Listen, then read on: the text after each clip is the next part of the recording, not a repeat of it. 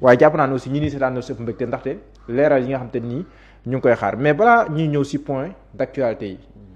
aljuma fu mu toll débat dafa jug biir Pastef mu mel ni débat de légitimité di si naan Adjuma Sow certes am na rôle bu mu joué biir Pastef moo yoroon wàllum élection yi waaye bi mu méttee aljuma dafa génn réew mi dem maanaam lii métti dëggantaan moom bi nga ko gisee muy ñëw dafa dem dafa tu woon sax post Facebook maanaam Pastef sax nangutul woon ne assumé na que mi ngi parti Pastef bi muy métti ñeneen tamit di remettre en cause Adjuma Sow li mu doon joué ci parti bi ak taxawaayam tey ndax jàpp nga ne question yooyu mën nañ ko poser légitimement jëmale ko ci yow. waaw déjà man dama jàpp ne critique yooyu ñu may critiquer naan 2023 parce que il faut le dire 2023 laa quitté Sénégal. dem Canada. pour yàggali foofu sama jàng. pour def fa benn maîtrise en administration en gestion des administrations publiques.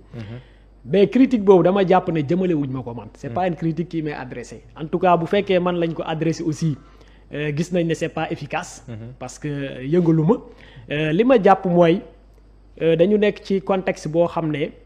dafa am ñu nekk ci parti bi jàpp ne ñoom ni ñuy xalaate ñépp ni ñoom la ñu war a xalaate de sorte que dañu dem di mobiliser mbir yooyu pour jéem koo xëpp suñu kaw boo gisee ma ne la critique boobu jëluma ko man moomuma ko c'est parce que boo xoolee tey ci biir parti bi en 2023 du man rek a génnoon réew mi amoon na ñu génn réew mi ñoo xam ne dañu abandonné woon seen ay postes am na ci ñu abandonné seen ay mairie sax dem bitim réew toog noppi dama jàpp ne tey ñooñu la ñuy xoqatal bu ñu may critiquer ñooñu la ñuy won gis nga li Adjuma Sow di def ak posture bi mu am boo leen ko amee yéen tamit on va vous servir la même critique mais damay ñëwaat ci man ñiy wax ne man dama dawoon ñooñu xamuñu man bokkuma ci famille boo xam ne dañuy daw question bi boo ma ko posé wul woon yàlla xam na ne du ma ci mës a tontu parce que su ma ci tontoo day nuroog damay réagir te man dama jël benn option mooy man du ma mës a réagir ci yenn critiques yoo xam ne ça porte sur ma personne parce que su ma ci réagir je serai obligé de raconter ma vie alors que ma vie c'est pas ce qui importe les Sénégalais li ñuy xaar bu ñu demee bay wax en public mooy nañu wax li nga xam ne moom mooy seen ay soxla ci mbéy ci njàng ci càmm ak yooyu mais pour revenir sur mon cas man bu fekkoon dama amoon yéene daw j'avais plusieurs occasions pour génn réew mi li ñuy wax la dañu ne actuellement ñi nga xam ne ñoo méritant ci parti bi ils sont plus vivants de sorte que c'est insensé tey ma taxaw ma ne damay wax sama jaar-jaar ak samay fait d'armes ci biir parti mais dafa am lu bari loo xam ne nit ñi xamuñu ko gis nga Mamadou ma wax la ko tey man déjà en 2022 fa ma doon liggéey dañoo dàqal sama contrat te la raison était très simple mooy sama nekkin ak sama position ci biir politique ci Sénégal àndatul ak poste bi nga xam ne moom laay occupé ci organisation bu en novembre 2022 ci la ñu dàqal sama contrat à l'amiable fi nga xam ne fa laa doon liggéey pour cette raison ça je ne l'ai jamais dit may wax ne su ma amoon occasion génn Sénégal def naa ko à plusieurs reprises parce que en décembre 2022 ci la ma waa Pastef Suisse njëkk a invité ma dem Suisse ñu may ma visa 5 jours ma def fa 4 jours ñibbisi donc su ma amoon yéene daw làqatu en 2022 je pense que amul place boo xam ne moo gën a neex Genève pour dem wut asile politique toog foofu bi ma ñibbisee Sénégal en février 2023 ma nekk di suivre benn thèse en France ma ne damay dem seeti sama co-directeur de thèse j'ai d'ailleurs suspendu la thèse ma dem ambassade France ma ñaan leen visa 10 jours en février 2023 ñu may ma un visa de 45 jours ma dem France ma jóge Paris dem Le Mans seeti sama directeur de thèse am suñu benn sœur patriote bu yëg ne je suis à Paris parce que bi ma ñëwee yëgalu ma ko salu coordinateur de Pastef France mere na ma ci sax bi mu yëgee ne maa ngi Paris mu invité ma ndogu patriote parce que c'était en mars 2023 bi ma invité foofu mu dajeeg mu am benn manifestation pour la libération des détenus politiques à la place Concorde li may wax ni ay vidéo la nous sommes en mars 2023 ku dem sama page Facebook di nga ko gis ma dem ci manifestation boobu def fa un discours contre le régime de Macky Sall bi fi nekkoon keroog ma wax ak moom d'une façon un ton vraiment bu xaw a doy waar bu wute sax bu gën a dang sax bi nga xam ne mooy ñi fi nekkoon moom la ñuy wax bi moo ko defee le lendemain un avocat du parti moo ma envoyé message via Facebook mu ne ma àjjuma démb dégg nañ discours bi nga def place Concorde waroo ko woon def parce que y a des risques réels boo ñibbisee Sénégal dinañ la jàpp. Ça c'était à Concorde bi ma ko defee waa Pastef Italie lii yëpp ay vidéo la qu'on peut retracer sur TikTok et sur ma page Facebook waa Pastef Italie fekk aussi dañu am manifestation à Torino ñu invité ma fayal ma train bi aller retour via gare de Lyon Torino via Milan bi ma demee Torino le discours que j'ai fait est sur les réseaux sociaux ma méngale président bi fi nekkoon ak Mussolini ku xam histoire Mussolini ak fi mu mujjee di nga xam ne ce que j'ai fait j'ai pris un grand risque le 24 avril sama visa jeex j'ai pris mes bagages je suis revenu au pays bi ma ñëwee période boobu je pense que ci la ñu woote woon le dialogue ñu waroon a waxtaane affaire élection 2024 yi ci la ko président Macky Sall moo ngoo bi ma ñibbisee ay côté 13h du ma ko fàtte ma demoon Petersen pour régler ay problème pièce d'état pièce sama oto ay côté 12h le président Ousmane Sonko m'appelle mu ne ma dama am léegi conférence de presse à 14h dama bëggoon la situation des cartes d'électeurs non distribuées ma ne ko waa je vais le faire maa ngi nii Dakar mu ne ma kon yaa ngi Dakar ma ne ko oui je suis revenu mu ne ma pour man yaa ngi France sax donc ci laa ñibbi si Sénégal continuer di def li may def entre temps parallèlement j'avais introduit benn permis d'étude bi ma ñëwee au mois d'avril permis d'étude bi génn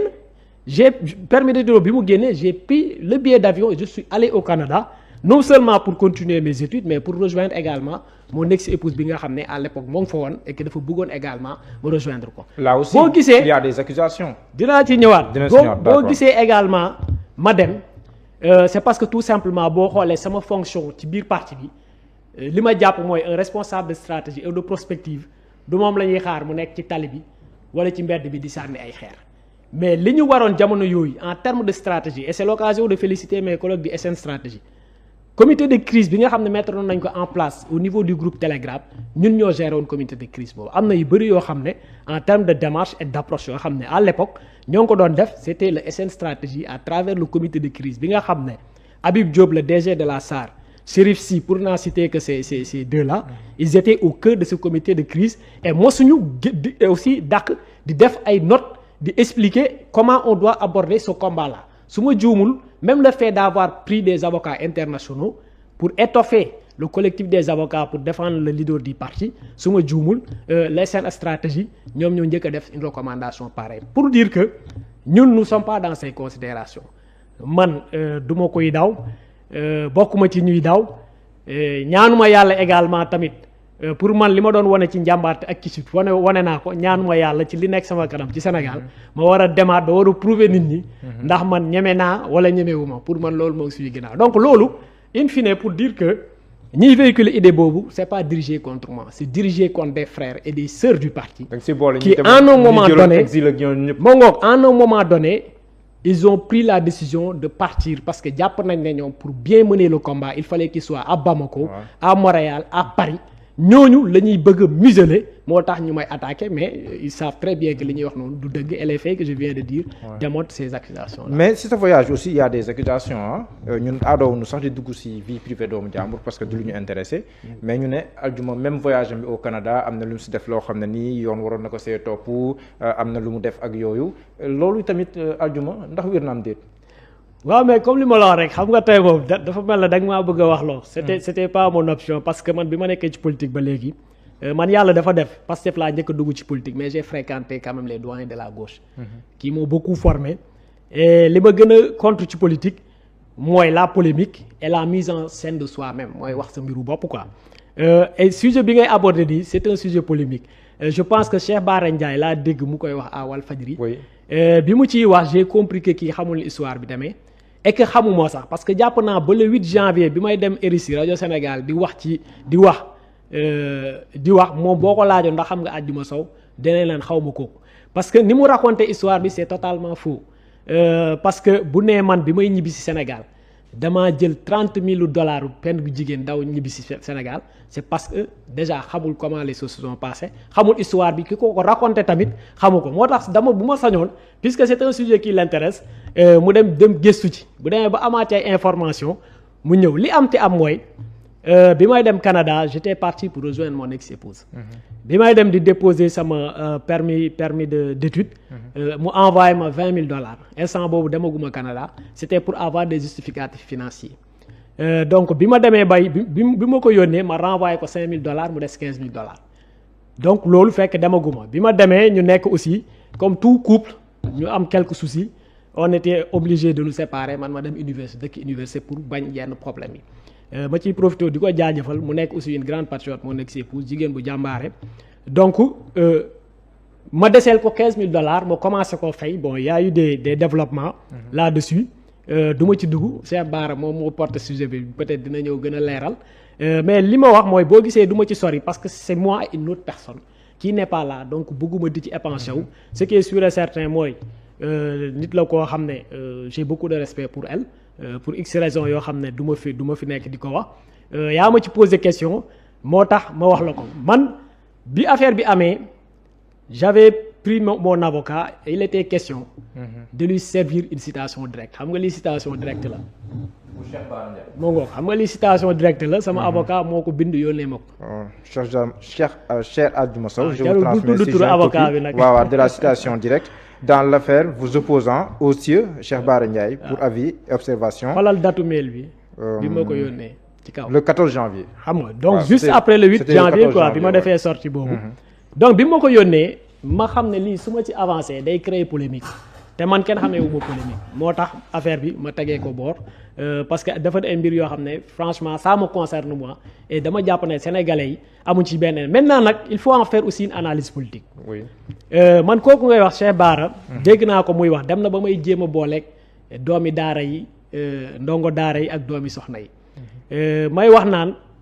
man awma benn problème ak ñett ñooñ parce que Sénégal ku ko bëgg a defal foog nga dugal ci ñett parce que yaa tuddoon ay garabu genre dinaa ci ñëw yow wax nga lu mel noonu man tudduma ko sax charlatan laa wax waaw charlatan moom dañu ne ku moom béy bi mu bàyyi guum gi donc maa ne charlatan mu jàpp ne moom peut-être charlatan la moom laay waxal mu dem bëgg koo jaxase bëgg def confusion d'accord wax ak dëgg quand même waaw bëgg a def ma ne wax ak dëgg quoi wax ak dëgg waaw xam nga wax moom moo ngi noonu wax ak dégg quoi moom waxee rek am nit am nu mu déggee moom jàpp na ne moom laay waxal mu dem bëgg def ay confusion ak ndongo daara doomi daara ak doomi soxna may wax naan ndongo daara doomi daara ak doomi soxna ñu am solo lañ ci réew mi kenn mënta tabax Sénégal te boole wu leen ci kenn mënuma cee génn tamit parce que man aussi doomi soxna la te boo demee tey arrondissement Darou Moussi ak arrondissement Koki laajte kuy sama maam di nga xam ne li may wax nii dëgg la maintenant doomu daara am na ndongo daara am na doomi soxna am na mais dafa am aussi ce qu'on appelle mbabba daara moom mbabba daara la mooy lan mbabba daara yow lii moo taxoon ma lay na xam ne daal déggoo pël mbabba daara boo demee Fuuta laaj leen lan mooy mbabba daara dinañ la wax lan mooy mbabba daara donc ci wax jooju fa laa ciy yem mais damay koy corrélé mbabba daara ni ma ko dégg mooy ku jën daara waaye incarné wul ay jikkoy doomu mbabba ci pël mooy lan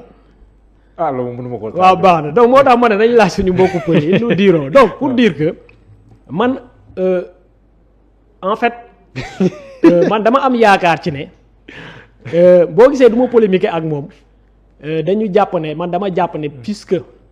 bi nga xam ne bi nga xam ne nguur gi fi nekk complété woon nañ contre suñu président parti ñëpp déggoon nañ kàddu yi mu ci njëkkoon wax contre suñu président parti moo ngoog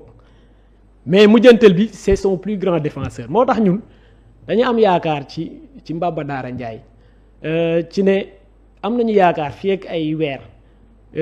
ni mu ñuy critiquer nii bu moytuwul il sera notre plus grand défenseur dañ ko teg nag ci expérience boobu nga xam ne dund nañ ko ak moom en 2021 au début c'était le plus grand pourfendeur il a fini par être le plus grand défenseur moo tax ñu jàpp ne man dama jàpp et ça c'est mon analyse personnelle que malgré sa posture actuelle il peut se révéler demain parce que moom noonu la mel en fait il peut se révéler demain être le plus grand défenseur du président Diomaye et de ses collaborateurs moo tax ay mbiram su ma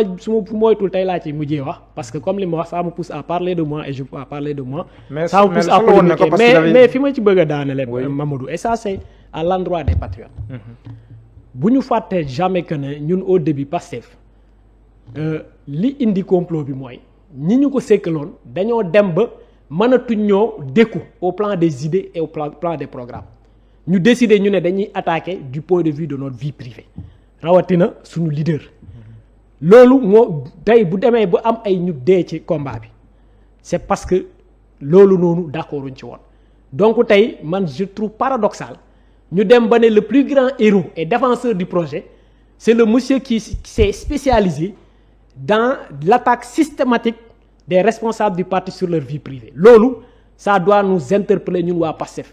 est-ce que nous sommes toujours ñi nga xam ne ñoom la ñu nekkoon mooy un parti boo xam ne dafay promouvoir le débat d'idées le débat programme bu ñu demee ba ne tey kii daa ko défendre projet bi mooy ki nga xam ne bu xëyee suba ba ngoon jot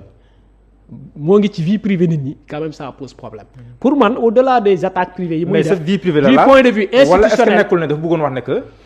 Aldiouma Sow kat ngeen di déglu nii ak éthique bi ngeen yaakaar ne moom la am moralité bi moom ngeen yaakaar ne moom la am man de xamal naa Aldiouma Sow nangam boo xam ne nii mun defoon enquête de moralité sax duñ ko tabb est-ce que nekk loolu l'esprit de fii nga xam te ni foofu la waxee. mais xam nga loolu ça tient pas au plan politique moo ngi mel ne le débat qui entoure la révision des comment on les appelle des articles du code électoral. Lan mooy l'argumentaire pour enlever certaines dispositions proposition de loi L29 L30 bi c'est quoi c'est de dire que maintenant waratuñu empêcher nit mu candidater sur la base de condamnation yoo xam ne ça porte sur sa vie privée ou ses relations avec les particuliers bu fekkee on part de ce postulat là de ce postulat juridique lii ngay wax ni ça tient pas la route parce que ñun lan moo ñu boole ñun waa Pastef ak lan moo ñu war a boole ak Bara Ndiaye lu dul politique mooy le développement du Sénégal donc pour man bu ñu demee bay débat dañu war a circonscrire mbir mi foofu mais waruñu ko jël di dem di jëli la vie privée des gens yaakaar ne bu ñu leen ci attaqué on peut avoir gain de cause je pense que l'expérience du président Ousmane Sonko wane na ne la vie privée d'une personne n'est pas un instrument politique efficace. mais loolu quand même justice duggoon na ci am déet. mais bien sûr moo tax ma ne la am na ay développement yoo xam ne du ma ci kii parce que comme j'ai dit je devais $15,000 yi nga xam ne ñoom ñoo desoon donc moom bi mu ñëwee Sénégal en novembre 2024 je pense mon ex-épouse j'avais commencé à payer $500 bon après nag ma xaw a yéex entre décembre elle a saisi la justice l'affaire est même en cours donc bi mu saisir justice bi bon moi je lui avais dit que je vais continuer à payer mais moom mu saisir justice donc il y a une décision qui a été rendue toujours en cours. mais bien sûr et puis même il y a des preuves de paiement donc une décision a été rendue en première instance moi j'ai dit à mon avocat pour qu'on puisse trouver une solution à l'amiable mais ci décision première instance bi juge bi dafa ordonner une exécution am na lu ñu koy woowee provisoire donc loolu moo tax sama saisir cour d'appel mais en saisissant la cour d'appel j'ai demandé à mon avocat mu waxtaan ak avocat ñu am benn protocole d'accord xaalisam la jox na ma $20,000 pour ma ñëw bi ma avant may ñëw jox naa ko $5,000 deseel naa ko $15,000 donc je lui paye son argent commencé naa ko et puis je vais le continuer donc loolu la moi j'ai pas de awma lenn lu ma ci voilà léegi kon ñu tëj boobu parce que même man sax bëgguma di dugg ci vie privée kon ñu tëj foofu nu ñëwaat ci Cheikh Bara Ndiaye parce que le président dafa jàkkaarloog Moustapha Diop ne ko li ëpp li ñu may remonter seen télé googu lu jóge ñëpp xalaat wala ñu bëri xalaat Cheikh Bara Ndiaye donc est-ce qu'il y a un cas Cheikh Bara Ndiaye ak ses sorties est-ce que ça gêne pour autant le président de la République ak les proches collaborateurs du président de la République dont vous. mais ça gêne personne. mais ça gêne personne xam nga ñan lay gêner les Sénégalais. même président bi ci wax sax. non les Sénégalais bu ñu gêner. c'est mais pas président nee na tout le monde est choqué ah. non mais xam nga président bu ñu ko ci posé wul woon question. oui ci ay liberté ak ñiy wax ak ñi ñuy jàpp je suis sûr que du mos a évoquer et puis même il a tuddul turu kenn. donc bu fekkee am na lu ñu ciy gêner c'est pas la personne du président intuit personne parce que le président de la République avant d'être président était un acteur politique. avec son style à lui aussi. bu ñëpp xamoon donc daawul yónni kenn mu koy fajal ay soxlaam donc bu fekkee am na ñu ciy gêner lu ñu ciy gêner c'est l'institution elle-même parce que l'institution elle-même comme le président de la République ni mu ko waxee. moomuñu ko ñun waa Pastef moomuñu présidence de la République moom ci boppam moomu la présidence de la République c'est une institution consacrée par la Constitution sénégalaise la charte suprême de ce pays-là donc am na nu koy nit di attaquer c'est pas la personne du président qui importe mais c'est l'institution elle-même maintenant ci biir loolu également ce qu'il faut comprendre mooy boo déggee ni président tonto mooy moom loolu c'est pas sa préoccupation parce qu'il parle de remontée bokkul ak loo xam ne da nga jël sa téléphone ubbi ko déglu ko et cetera ay remontée des personnes yoo xam ne dañuy liggéey ak moom jàpp ne sur certains cas certains propos war nañ ko signaler ñu signaler ko mais boo xoolee il n'a posé aucun acte parce que pour man parler de Cheikh Bara n'a aucun intérêt citoyen n'a aucun intérêt programmatique moo tax doo mës a gis ñu ci épanché wu di ci sonn di ci wax parce que voici une personne boo xam ne buy wax doo jàng dara ci li muy wax du ci mbay du ci càmm du ci njàng du ci paju du ci dara donc cette personne là kenn waru ko consacrer que 1 minute de son temps ba di xool lan la wax ak lan la def ak ba dem naan da ngay tontante ak moom moo tax man comme ni ma la wax et ce qui est arrivé au président moo ma arrivé ce matin boo ma posé wul woon question ci ay mbiram du ma ci ma sa wax parce que amul intérêt sénégalais yi te bu ñu fàtte ne sénégalais yi dañoo fal pour ñu nekk ci seen ay soxla faluñu ñu pour ñuy dem di xool lan la nit wax lan la nit def di ko tontu et cetera président de la République mosuñoo woo ci genre débat yooyu noonu lim ñu woo mooy boo leen demee ba toog boo xoolee man samay sortie peut-être président bu génnul woon doo ma gis ci plateau yi samay sortie li ci ëpp mooy discours chef fin de bi président toogee ba léegi 1er janvier décembre 4 avril ci nga may gis may wax parce que ci loolu la ñu woo daf ñu woo nañu bu leen dugg ci ay polémique wax leen li ngeen war a wax loo xam ne dafa jëm ci programme bi ñuy doxal. li nga xam ne ñoo ngi koy def ak li nga xam ne sénégalais ñoo ngi ñu ciy interpellé. Est-ce qu'à travers les sorties de Cheikh Bara Ndiaye il faut voir la main invisible, c'est redondant, du président du parti Pastef Ousmane Sonko? non man je ne suis pas dans ces considérations man dama xaw a am déformation politique dama xaw a communiste tuuti. Bon à vrai dire man dama yàgg ak ñoom am nañu impact ci man. Moi je crois à ce que je vois. À part yàlla moom rek laa gëm te gisuma ko naa continuer di ko gëm pour X raison. Mais très souvent man li ma gis am ci ay preuves loolu laay gëm man. li ma xam ci président Ousmane Sonko jàpp ma ne il cautionne ce genre de posture politique pour les raisons que je viens de dire yaakaar naa carrière politique am li ko ci gën a sonal ça n'a rien de politique. dañu jël loo xam ne amul benn mbir attachement ak ay idées ak li mu doon défendre ñu instrumentaliser ko à des fins politiques mooy l'affaire Adji Sarr bi nga xam ne moom nga doon wax. Et donc gëwuma ne moom mi nga xam ne am na jaar ci lu mel noonu dina cautionner une personne boo xam ne sa spécialité c'est d'attaquer les personnes intimes personnelles, c'est de dem fouiller dans la vie privée des gens pour en faire une arme politique gëwuma ne président Ousmane Sonko